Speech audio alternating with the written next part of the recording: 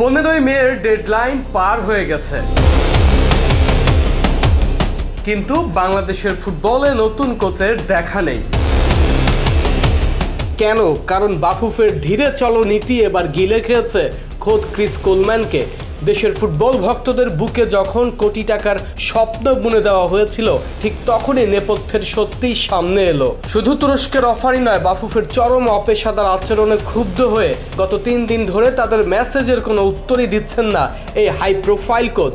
বাফুফে কি তবে নিজেদের অহংকারে আরও একজন বিশ্বসেরা কোচকে হাতছাড়া করলো? যে কোচকে পাওয়ার জন্য বিশ্বের বড় বড় দেশ ওত পেতে থাকে, তাকে বাফুফে বছরের পর বছর ধরে চলা চিরাচরিত নিয়মে ঝুলিয়ে রেখেছিল। একজন হাই প্রোফাইল কোচকে এভাবে অপশন হিসেবে রেখে অপমান করার খেসারত এখন দিচ্ছে পুরো বাংলাদেশ। এতদিন বাফুফে কোচদের আঙ্গুল দিয়ে নাচাতো, আর আজ নিজেদের গাফিলতিতে কোলম্যানের ইশারায় নাচতে হচ্ছে ফেডারেশনকে। ইতিহাস থেকে বাফুফে কোনোদিন শিক্ষা নেয়নি আর কোনোদিন নেবেও না। এর ঠিক আগে একইভাবে হাতের লক্ষ্মী পায়ে ঠেলে Brazilian high profile coach Rosario মিকেলকে হারিয়েছিল বাংলাদেশ। আর এবার কোলম্যান তো যাচ্ছেনই, সাথে ব্রেন্ট স্টককে হারিয়ে ফেলার শতভাগ শঙ্কাও তৈরি হয়েছে।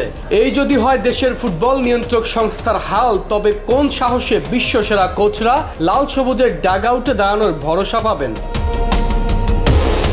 আসল প্রশ্নটা বাফুফের নিয়ত নিয়ে। টাকা থাকার পরও কেন বারবার বিশ্বসেরা কোচদের এভাবে হারিয়ে ফেলছে বাংলাদেশ? বাফুফের এই চেনা গাফিলতি দেশের ফুটবলকে আর কত নিচে নামাবে? আরমান হাসান, কালবেলা।